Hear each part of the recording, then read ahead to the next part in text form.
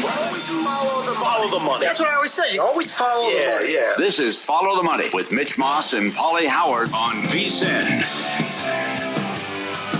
Good to have you on board here on a Monday. Thanks for watching the program on YouTube TV. Thanks for listening on Sirius XM, channel 158, on iHeartRadio, TuneIn Radio, or any of our great affiliates that we have across the country in this hour. Warren Sharp coming up in 30 minutes. What he's looking at tonight for player props in the doubleheader for the Monday night games. And we have the good, the bad, and the ugly a little bit later on. Pauly here to begin the hour. We'll start diving into numbers that we have for Week 5 of the National Football League. So the 49ers are playing at the Rams, back-to-back NFC West clashes on Amazon Prime. This number was, last week it was 3, open 3.5. This morning the Rams were 4.5. Right now they are up to a 5.5 point favorite in this game. The total is 46.5 or 47. I would expect Mac Jones to start for the Niners. Purdy with a toe injury again. How do you lose that game? Well, 4 turnovers, and again, you give up a punt return for a touchdown as the Niners special teams rear its ugly head again. Hate the spot, like the Rams, got 3.5, and now if up to 5.5. It was like the Packer game. When the trade was announced, it was 1.5. Yeah, it got as high as 7.5. It's like, come on. But the Rams should be able to take out the 49ers. McVay has been awesome on Thursday night games. McVay beat them on a Thursday night last year. The Rams swept them last season. Niners just have too many injuries. Going to be Mac Jones. I think the Rams win by double digits. Yeah. Remember, these numbers are always changing. If you go back, it was actually before action started yesterday. The Rams were still plus 180, plus 190 to win the division. Seahawks are live. Yeah. But the Niners were the short shot on the board. Yeah. And we pointed that out, and I'm not sure if that makes much sense here because it looks like, again, this team could be just... Well, they're good, but it's just a stupid loss. It's a dumb loss. Well, 4 turnovers. Where are you throwing the ball, Purdy? So here's the thing. I watched a lot of that game. I tip my biggest takeaway is tipping my cap to Jacksonville, and the question has to be asked, are they pretty good? Why are you there? Why is that your takeaway? Because the defense is actually... They got some dudes on that side of the ball. Okay. And I think... The Purdy stuff, man, that's the turnover-worthy plays alone from that guy. Yeah. But I think Jacksonville's actually pretty decent overall. And Lawrence didn't do much again. So Etienne had that long run for a touchdown, and the defense actually showed up again in that game. We get back-to-back games in London. We'll be on the air live as we were yesterday, watching the Vikings. I don't know what that was against Pittsburgh, but now they have to do it all over again, this time in London against the Browns. This, again, it was 4.5 on the opener. That was the look-ahead number. Vikes are now down to 3.5, and this total is 36.5 in the game. Boy, this is tough. Well, I need to know everything about the injuries on the offensive line for Minnesota. Yep, 2 offensive linemen go down. More injuries for the Vikings. What's the status of Van Ginkel? Wentz had a couple turnovers. And I don't know if it's going to happen, but Stefanski was asked about a quarterback change. It's going to happen. I don't know if it's going to happen this week, though. But Detroit had no issues moving the ball either. So the Browns had that nice drive to start, and then that was it. Yeah, well, Detroit had fewer than 300 yards in the game yesterday. But this Vikings team on offense... I don't know. That was just a weird game. I couldn't believe what I was watching. They're getting gashed on the ground. That was on the defense more than anything else. Yeah. I also think that the Browns defense is going to make it really difficult and tricky for Carson Wentz here in this game. So, or do we suddenly hear that J.J. McCarthy is healthy and good to go? I don't know if you'd want to do that. I'm guessing that he probably is good to go in this game. But do you want to throw him back in there after his struggles were so evident in 7 out of the 8 quarters that he played against this defense? I'm not so sure about that. I got to tell you, the Vikings have to have this game. Yep. They have to. Yep. If they want to be a playoff team this year. Mm-hmm. Now, how about this? The Texans are playing at the Ravens. The look ahead was 9.5. Yes. Opened up 6.5 after what happened yesterday to Baltimore. They're now 3.5 in the game. Yeah. So do we know? Total 42.5 as well. So Lamar's not playing? That didn't sound that bad. I don't know. Why is 3.5? It's a blowout or it's, yeah. Is it because they have another team here that has just, and by the way, the stud defensive player that they have, who they have been missing for the last 2 games, out for the year because of the neck. So that doesn't help. They have also... Well, no kidding. But they're down 8 guys now. 8 guys, yeah. They're losing everyone on deep. And then a couple players apologized to the fans after the game. But we're sorry, we're putting this product on the field and what we're doing. So well, if it's Cooper Rush, I mean, even though it's a bad Baltimore defense, Houston can't protect up front. Still, I think if it's Cooper Rush against Stroud to go under 42.5, but this is all of a sudden, imagine, this is real about missing the playoffs and what could happen. I think he'll be okay, but you'll have to put him out there compromised and just rely on throwing the ball and get Henry going if they can, which they haven't been able to do. So they're minus 165. I only looked at one book, but that's the neighborhood that they're going to be in to win the division. Again, the updated win total right now for Baltimore is 10.5, and they got Houston and the Rams back-to-back here at home. Yeah. Are they going to win 11 games?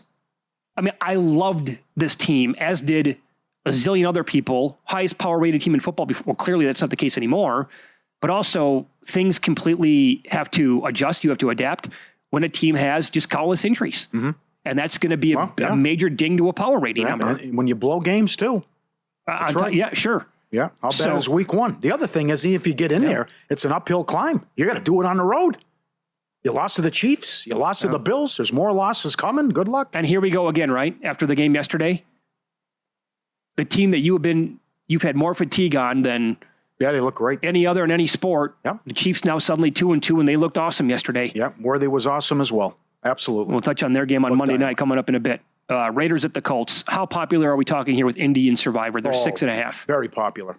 Going to be right there with Arizona, I think, because Geno Smith is an abomination.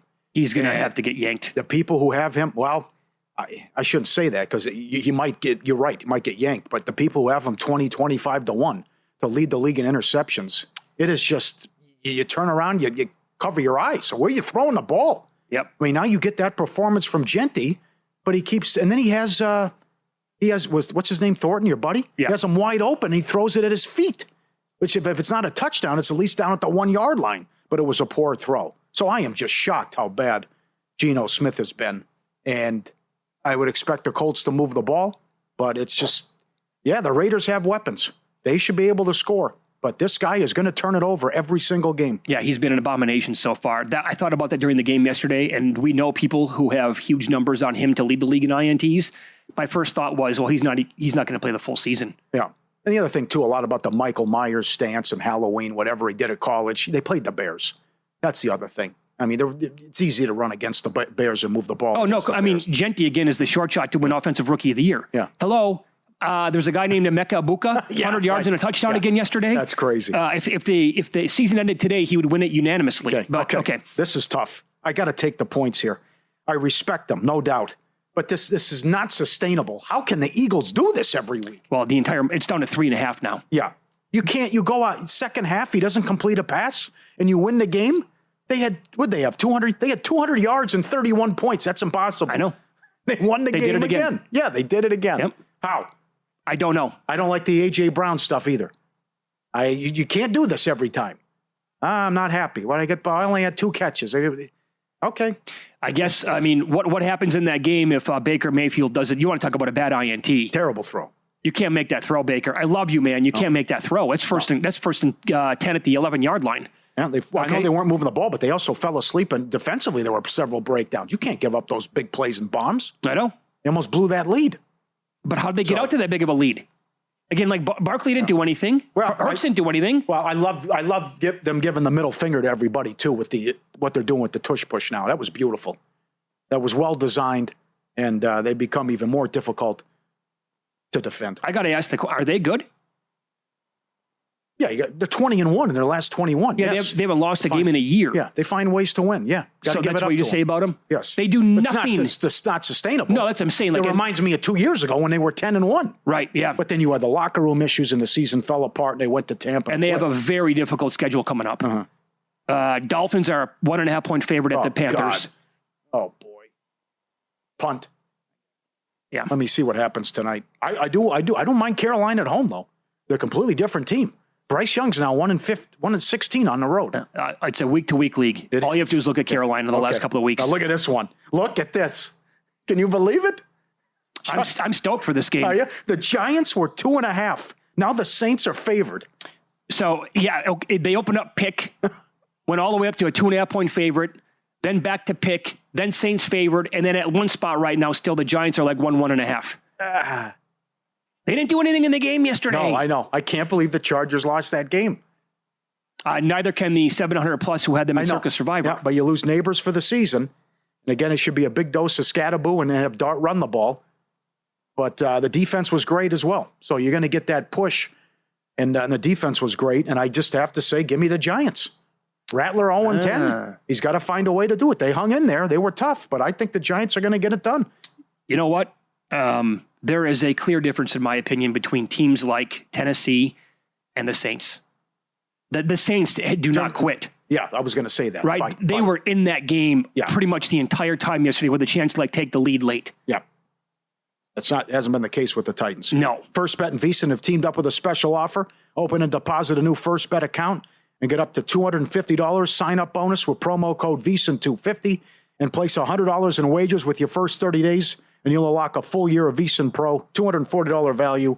And if you're already a subscriber, we'll extend it another year. It ends Sunday. Don't wait. Do it now. Claim the offer. Promo code VSiN250 when you sign up in the First Bet app or at firstbet.com. Promo code VSiN250. More Week 5 numbers NFL coming up next. This is probably the team you want to use in Survivor if you still have them in the chamber.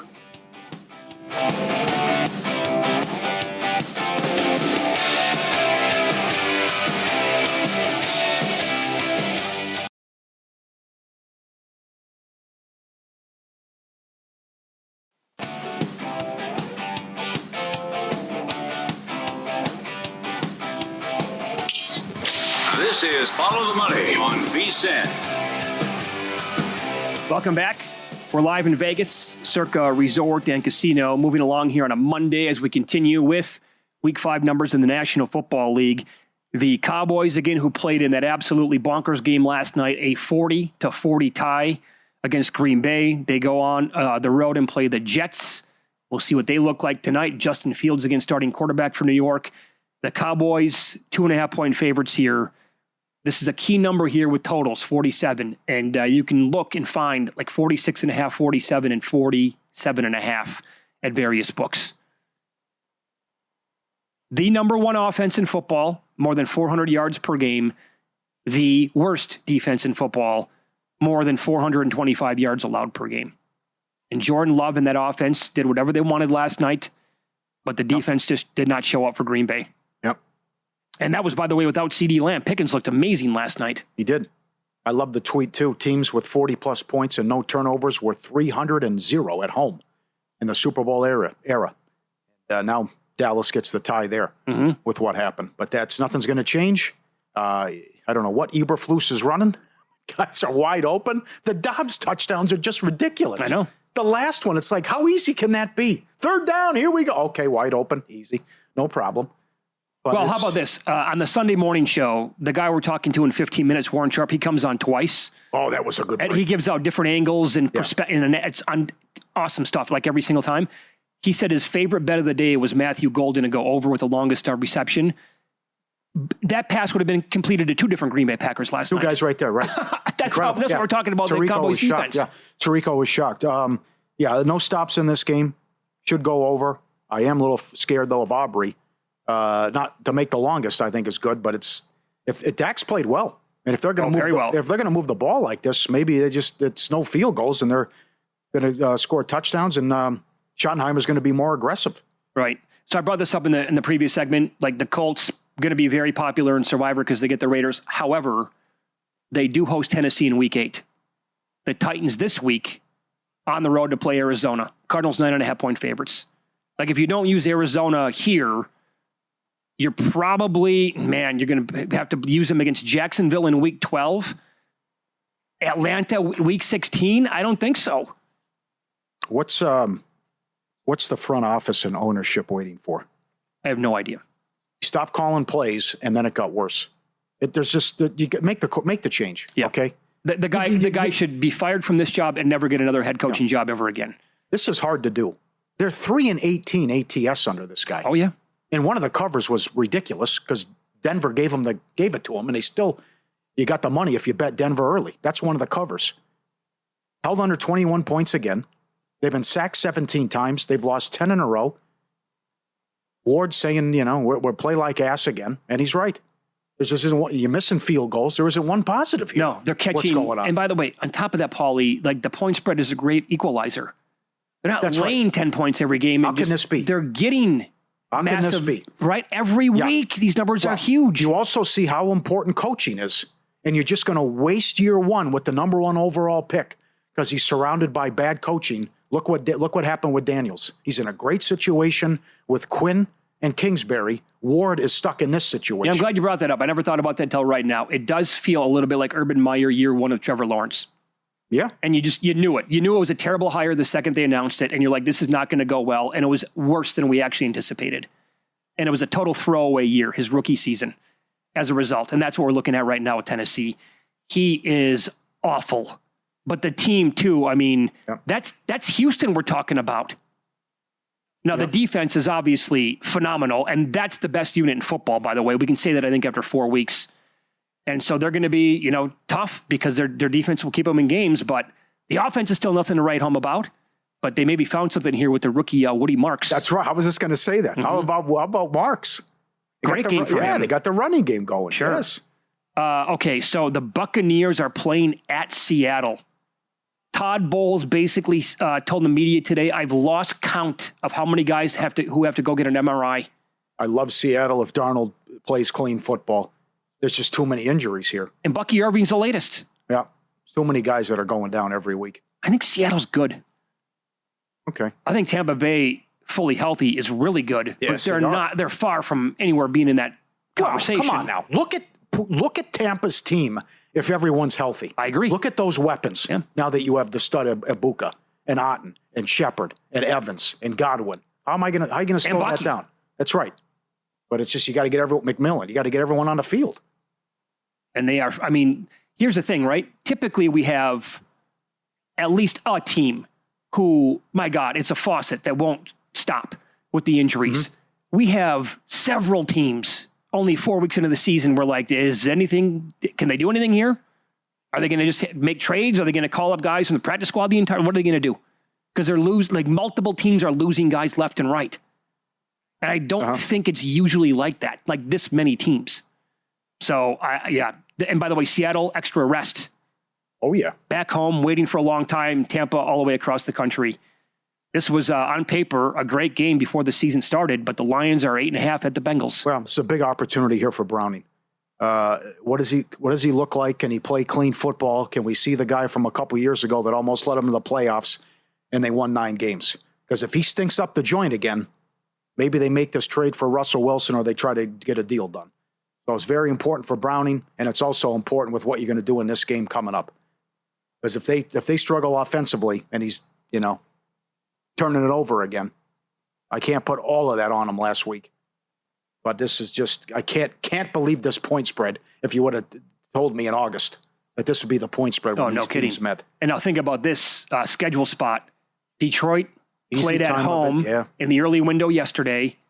Bengals are playing the late game tonight all the way out in Denver. Won't come back to Cincinnati until, the wee hours on Tuesday morning? And now, so you have a very short week to get ready for the team that might be the best in the NFC right now after 4 games? Yep. Again, another good late game, but how important is coaching? How good does Mariota look? Guy comes in, no problem. Moving the ball, right? Pretty good. Running, throwing the touchdowns. Defense couldn't get stops. Atlanta was solid offense, but good job by Mariota again. And the Chargers are 3 at home. Great that you got Hampton going. What is rushing attack was there.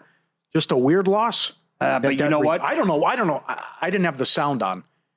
Why was that? How was that offensive pass interference on the interception? The receiver's on the ground. I know. Was it a pick play? I didn't get an explanation. Anyways, the Giants returned it inside the 10-yard line, set up a touchdown, cost them the game. I believe the announcers agreed with the call.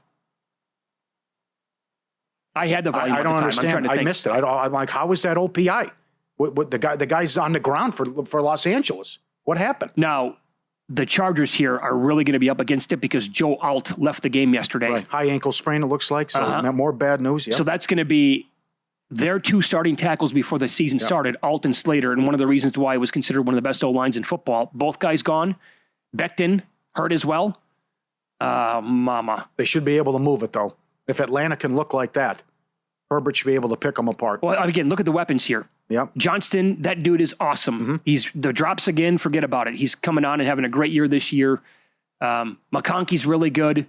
Hampton looks terrific as a running back here. He's got multiple guys there. Is Daniels going to play in the game?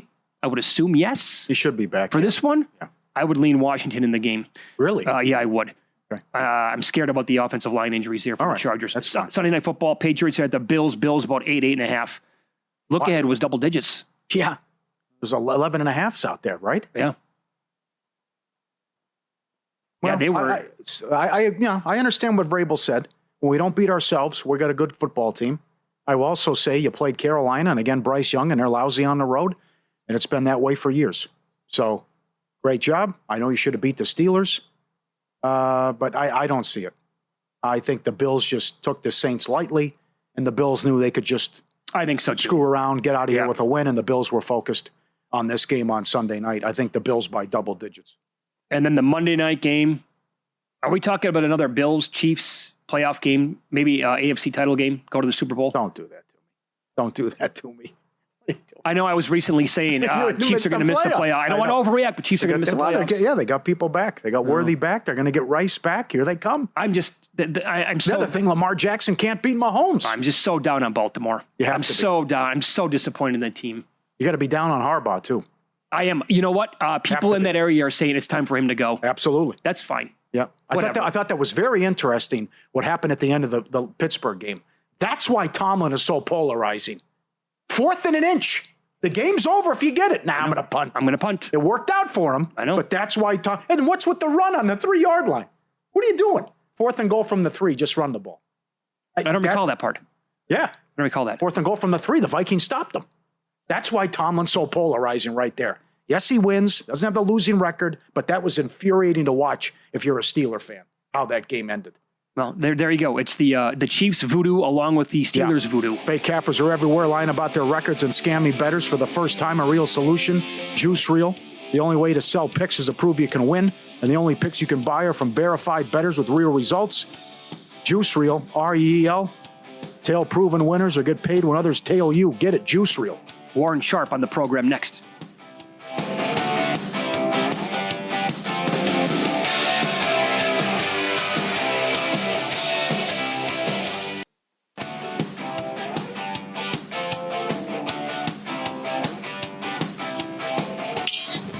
This is Follow the Money on VSiN.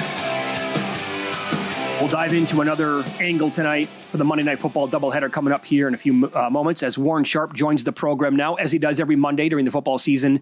At this time, follow him on X at Sharp Football, and he is on the Progressive Guest Line. Warren, thanks for the time as always. I want to begin with all these blocked kicks that we saw again yesterday, and we've had so far through 4 weeks. Here are the numbers that I have.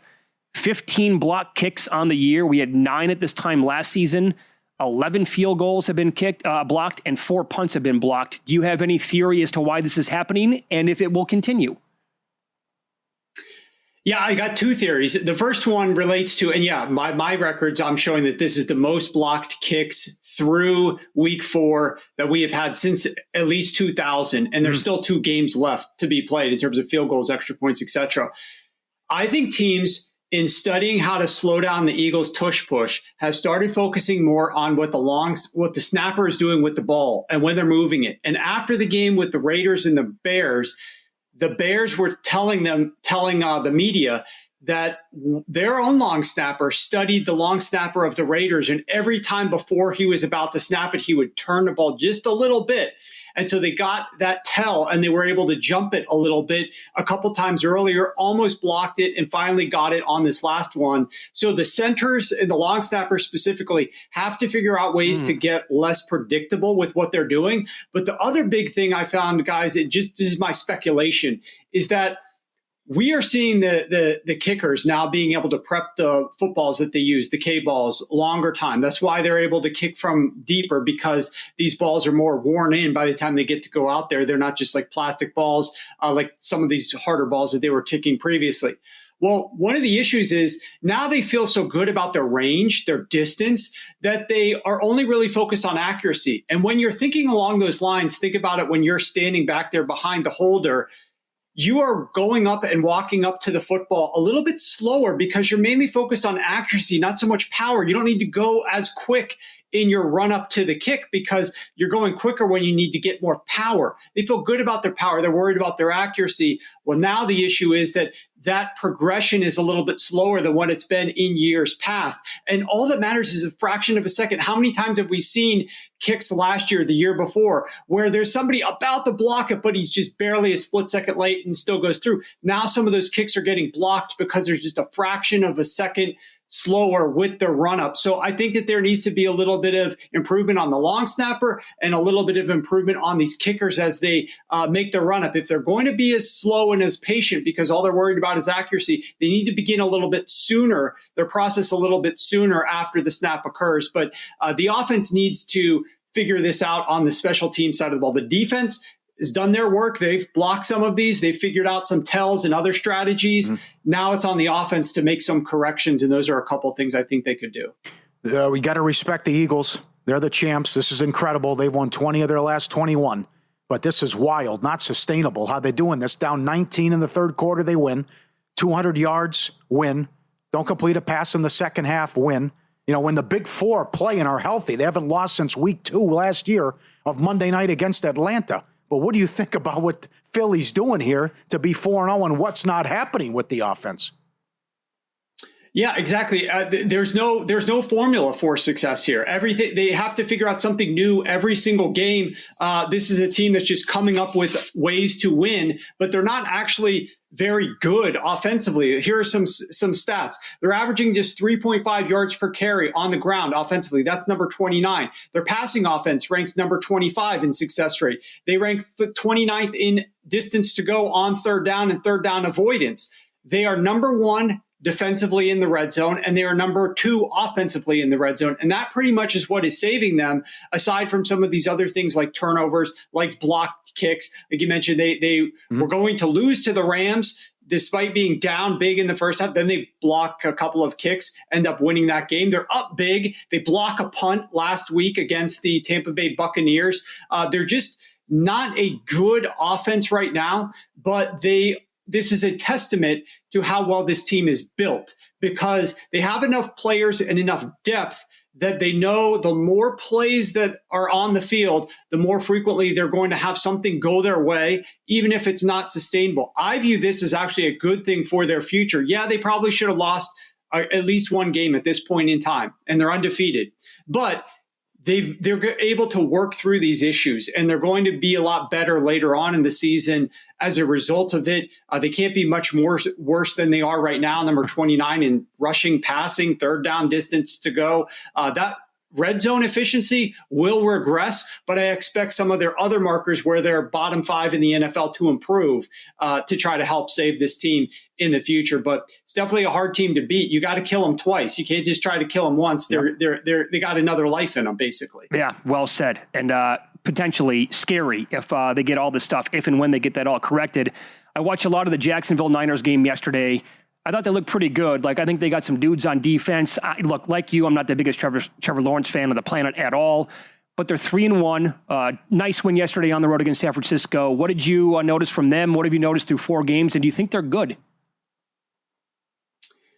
Well, I don't know if they're good. They're much improved defensively from what they have been in years past. But the biggest thing, like I expected a little bit more out of this offense with Liam Cohen. But hey, they're getting these wins. But where they're really making a punching chances, those punch outs defensively with the fumbles created. So I went back and looked at stats through the first 4 weeks, and we are seeing the lowest rate of interceptions that we have seen in the NFL since at least 2000. But what we are seeing is that turnovers are making a bigger difference in terms of wins and losses than we've seen in the past. And specifically, if you look at, where's the stat here? teams winning the turnover battle this year are 37-5. That's 88%, the best mark through week 4 since 2000. Wow. Teams with a positive fumble differential loss are 21-2-1 on the season if they don't lose the turnover battle on interceptions. The Jacksonville Jaguars are one of the best teams in the NFL at getting in there. They've really emphasized it this year, trying to punch the ball on some of these tackles. Their net turnover EPA is number 2 in the NFL. They've got the four opponent fumble recoveries, second most only to the Pittsburgh Steelers. And I went back and looked at the first 4 weeks of the season here. There are 9 teams that have forced at least 5 fumbles this year from their opponents. Only one of those 9 has a losing record. That's the Las Vegas Raiders. 6 of the 9 are either 4-0 or 3-1. So yes, interceptions are down. Quarterbacks are being a little bit more careful. They're throwing it shorter. It's hard to get interceptions. You got to figure out a different way to get those turnovers, and you got to go and be a little bit more aggressive defensively, trying to strip the ball out, punch the ball out, get those fumbles out, because that is really making a difference for teams winning games this year. How about a prop you like in the late game with Denver and Cincinnati? I'm going back to Chase Brown. I'm not going back to him, but he's a running back going up against the Denver Broncos. And so I'm going back to that situation. I like his receiving yards over 18.5 right now in a lot of books, although I still see several books out there that have 16.5. So shop around, see what you can get on that one. But Chase Brown, look, this team is going to be under pressure a lot. The Denver Broncos have the number 2 highest blitz rate, the number 2 highest pressure rate. And running back passes against the Denver Broncos have had a lot of success. They average the highest yards per attempt of any defense out there is running back passes against this Denver Broncos defense. Quarterbacks have to get rid of the ball. They have to do something, and the Denver Broncos are really good defending perimeter receivers. They're good defending tight ends. They're not so good defending running backs in the passing game. I think Chase Brown will struggle on the ground here against the Denver Broncos run defense, but the way that they can offset that is by throwing him the football a little bit more out of the backfield, and I think he can hit this low number. Very good. That's a great observation, because I saw it as high as 21.5 earlier today, but you're right. There are plenty of 16.5s out there right now. Brown to go over. Terrific stuff as always, Warren. Thanks so much for the time. Best of luck. Thanks, guys. You too. There you go. Follow Warren Sharp on X at Sharp Football, and he joined us here on the Progressive Guest Line. The Eagles are the second team in the last 90 years to start 4-0 and get outgained in all 4 games. The 2012 Cardinals did it. They finished 5-11, and Whisenhunt was gone. Yeah, so that obviously, like, the wins are not going to continue to be there if this happens. But as Warren was saying, that's probably going to correct itself. And then with a team that wins this often, once they actually get good at playing football, despite having a tough schedule, well, then forget about it, Paul. Yeah. Can we get a fully healthy Philly and fully healthy Detroit matchup in the playoffs? Yeah, please. I don't care when it comes, is at some point in the playoffs. I know you're big into the Bible. I know. We talk about it during the break. But Brown tweeted, if you're not welcomed, not listened to, quietly withdraw. Don't make a scene, shrug your shoulders, and be on your way. So now they got to put out that fire about what's going on. I agree with what he said, though, after last week. Let your killers be killers. Stop going conservative. Let's open it up. Let's take shots. What's going on? It's a very popular prop for tonight. Right? Aces, yes. Okay. That's AJ, yeah. Yeah. Okay, so how could one of the most dramatic and exciting games in the NFL yesterday actually be bad? I'll explain next.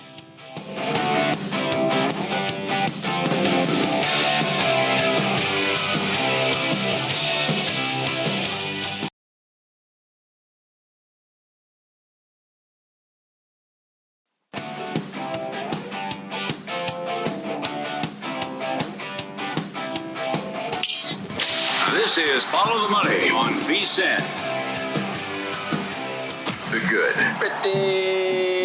Pretty good. I'm feeling pretty good. The bad. I've had it with this dump. Got no food, got no jobs. Our pets' heads are falling off. And the ugly. First of all, that's horrible. Wow, that was the worst piece of crap I've ever seen. Love doing this on Mondays. The good, the bad, the ugly, brought to you by sharpplays.com. Get the latest betting insights and analysis now. Sharpplays.com.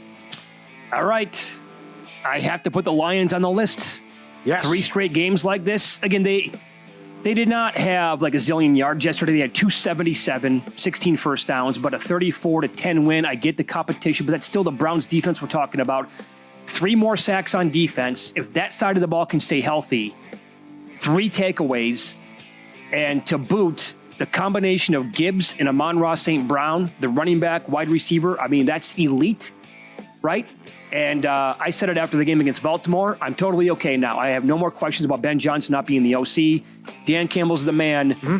NFC playoffs, if some of these teams can stay healthy, would be amazing. Like that team, the Eagles, the Rams, throw them in the mix as well.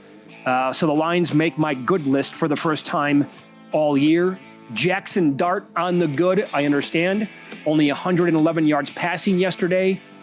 But right down the field with that first drive, he scored on that scramble. He went over his longest rush, which Warren pointed out yesterday on the Sunday show as well. So it's not like the yards were popping off the screen, but that dude's got the sizzle to play quarterback in New York. Yeah. And that's what the team needs, man. It's unfortunate that the neighbors thing happened. Oh, I know. That it completely stinks. They are cursed. But at least I think he'll be good. He's got to get rid of those Gloria Vanderbilt glasses, though. I'm not a fan. What's he doing with those glasses? I don't know. A lot of things here. not just with him, but like Caleb with the painted nails and all that. Okay, all right. Yeah. And in college football, Oregon, that's 17-3 fourth quarter. Yeah. I thought it was a minor miracle Yeah. that the game went to overtime. And what Ohio State did to Washington. I love that defense. Oh, my God, are they good. Yep. So the Big Ten, Paul, we're looking at the 2 best teams in college football again this year. Hey, they run college football. And they have for quite some time now. It's been that way for 3 years. That's right. My good Old Miss and Chambliss. Love this kid. 300 yards passing, 70 rushing. Big win for Kiffin, how they gave that game away last year. I do think LSU's fugazi, but it's still a great win, and I love this kid. The numbers he's putting up. I hope you grabbed him for the Heisman because all those numbers are long gone. Big move on him for the Heisman as well. Got to give the Eagles their flowers. 20-1 last 21, 31 points on 200 yards, but finding ways to win. And the Chiefs, Mahomes, 4 touchdowns. Welcome back, Worthy. 38 rushing. The long carry right off the bat. Yep. I wish I was on that. Of course, they're going to get him involved early. 83 yards receiving as well. Good job, Chiefs. The bad. Did you notice what his prop was, by the way, for the rushing? I didn't look at it. Because Deebo Samuel did it again. Did he? That's like back-to-back Forgot games about now. that. Yep. Well, listen, it comes back to coaching, okay? So Franklin is now 4-21 against top 10 teams. You're at home with that environment, and you stink offensively. And I know you got beat up in the trenches, and Oregon was the better team. You can't punt from the 36-yard line on 4th and 9. That's stupid. That's just unbelievably stupid. And don't tell me you have an NFL quarterback, too. That's another thing. All these guys, you look at this, Aller, Nussmeier, Beck, Arch, Sellers, they're not going to do anything in the NFL. Who's going to waste a first-round pick on these guys? I hope None of these kids can play. Yeah. None of them can play. Can I expand on the Franklin numbers here real quick? He was going to make my ugly, but I knew you wanted to rant about him. 1-15 versus the top 5. You had 4-21 against top 10. Is that what you said? That's what I have. 15-30 versus the top 25. Think about that for a second. And 4-17 versus Michigan and Ohio State. It's just the same song and dance. It's the same thing. It is. Over and over and over again. I own it. We'll get better. We'll clean it up. We'll fix it. No, you won't. No, you won't. You got dominated. You had no business going to overtime. At all. And then the horrible throw by Aller in overtime, but then they missed the call, and then it's just, you punt from the 36-yard line. Kirby, listen, buddy, you've lost 10 of 11 to Alabama. I can't believe that. How about Alabama doesn't score in the second half and they win the game? And on the flip side, I know the problem is when he's a big favorite, DeBoer is now 10-2 as a dog, 9-3 straight up. Yeah. This guy delivers as a dog. Great win for Alabama. Simpson looked good. But again, you shut them out in the second half and can't win the game? That's bad. That's a bad job, Kirby. Oh, Simpson's on a 3-game heater now. Yeah. Looks like the real deal after they were blown out by Florida State in week 1. My bad would be Baltimore. Even if Lamar doesn't get hurt yesterday, it doesn't matter. They weren't going to win that game. They were not even going to make it a game. They couldn't do anything overall. And look, you said this earlier, I think it was this hour, about John Harbaugh. Maybe time. sometimes, and it happens a lot, right? When a guy's been there for so long. Say it. The voice gets stale. No, I don't. That just happened today. I don't agree with it. The Giants fired Bob Melvin. That's exactly what they said. We need a different voice. He's been there for 2 years. 2 years. This guy's been there for 2 decades almost, right? And I don't know, I love the team before the year. I bet on him twice so far this year. I got burned both times. I think God did not bet on him against the Chiefs yesterday. But not to get crazy here, can you see Baltimore beating KC in the playoffs? Probably not. Not happening. Just Mahomes has their number when it matters most. Yeah. And one more thing from the Ohio State-Washington game. I hope people were watching it. And it ties into the Penn State-Oregon game as well. I mentioned that already. The non-targeting call. The roughing the passer call on Washington when I can't do it to you right now because I want you to act like the quarterback. I could be the defensive player coming in. The camera won't pick it up, I don't think. What's a guy supposed to do? He's like this, going towards the quarterback 2 inches away, then throws it, and it's like, he can't stop. Again, it's physics. They don't understand it. I know. He barely hit him. The worst is the body weight one. Where it's like, I'm 300 pounds. What am I supposed to do as I'm coming full speed? Am I just supposed... Right. So my whole thing is like, can we have a conversation about how this is actually not football and how it's ruining the sport? It has been for a long time. And can you, please, in the off season, make an addition to the rules where you can talk about it after the play and go to replay and say, you know what, that's not an automatic first down, nor is it a 15-yard penalty. That's clean. No. That's all I'm asking for here. My ugly, I'll quickly try to run and tell you why this game was not good. It was the Bears-Raiders game. I get it, dramatic, right? 5 combined turnovers, 4 by the Raiders. Bears drives early on in the game. 1st and 10 at the Vegas 24, field goal. 1st and 10 at the Las Vegas 20. Williams was picked off. Think about this. 1st and 10 at the 24, punt. What? 1st and 10 later on at the Vegas 24. This is from another Geno pick. Set up at 1st and at the 24, field goal. Raiders drives. 1st and 10 at midfield. INT 2 plays later. 4th and 1 at their own 35. Genty fumbled, setting up Chicago. Geno picked off again. First play of the second half. 1st and goal at the Chicago 7. 8+ minutes left. Field goal. Blocked field goal, lost the game. It was a comedy show yesterday watching these two teams on offense. Mm-hmm. Baker Mayfield, I love you. You're awesome. You can't make that pass on 1st and 10 at the Philly 11. Nope. Can't make it. And A.D. Mitchell. Now, not only dropping the ball on the 75-yard completion at the goal line, he was called for holding. Did you see that run? Jonathan Taylor, yet another exquisite long touchdown run. No, I missed it. Let's bring it back. It was on holding. him? It's on A.D. Mitchell. I also forgot on the 88-yard touchdown, the Colts had 10 guys on the field. I will argue the Mets collapse is worse than what happened to Detroit because at least Detroit got in the playoffs. But the Mets were 95% to make the playoffs September 1st with a $300 million payroll. And they had the best record in baseball and ERA in June. I can't get over that. 0-70 this year when trailing after 8 innings. 49ers do it again. 4 turnovers, and they gave up a punt return for a touchdown. Every year with the special teams with the Niners. How did the Chargers lose that game? Hampton, 128 yards rushing. Yards per play, 6 to 3.6. Dart, 111 yards passing. Sacked them 5 times. How do you lose the game? The interception, set them up 1st and goal. Ridiculous. And I will say, I like rowdy fans, but what happened with the Ryder Cup, where you're going after Rory's wife and you throw... But the MC resigned on Sunday morning after she got on the mic and led a bleep you Rory chant going before this.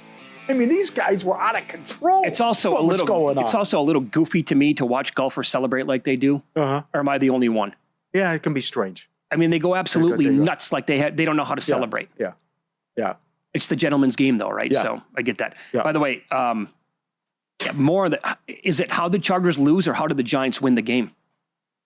Again, multiple injuries on the O-line for the Chargers. Neighbors was hurt. Yeah. Giants were outgained, as you said, 6 yards per play to 3.6. Dart threw for 111 yards. Yeah, didn't do anything. It's a couple of nice runs, but when you have that silly interception, you set them up 1st and goal. But it's like they only scored 18 points. It doesn't make any sense when you look at the box score. It's like they lost this game. A lot of people betting the Saints and a quarterback who's never won a game in this game. Yeah, ever. against the Giants. We'll dive more into the Jets-Dolphins coming up next. I think the Jets should be able to get this going in the game tonight.